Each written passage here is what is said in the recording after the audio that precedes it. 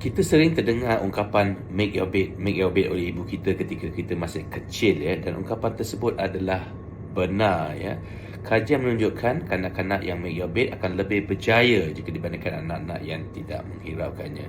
Jadi pada hari ini saya ingin berkongsi dengan anda buku pilihan saya, iaitu Make Your Bed, Little Things That Can Change Your Life and Maybe the World oleh William H. McRaven. Di dalam buku ini ada tertulis 10 cara untuk mengubah dunia atau sekiranya anda ingin berjaya di luar sana.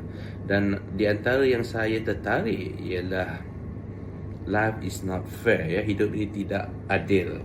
Kadang-kadang apa perkara yang kita lakukan kita berasakan betul dan orang lain menganggapnya adalah salah.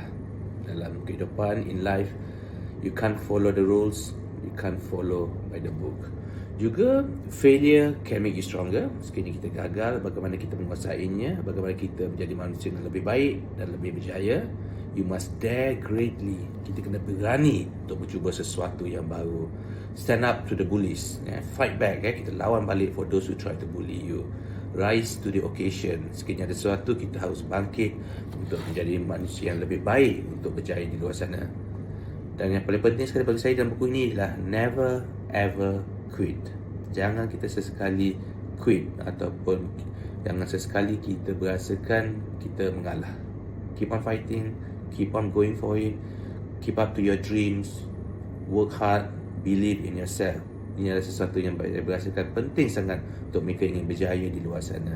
Jadi saya berasakan buku ini memberi kesan yang mendalam bagi diri saya untuk bagaimana untuk kita mengubah the world, to change the world.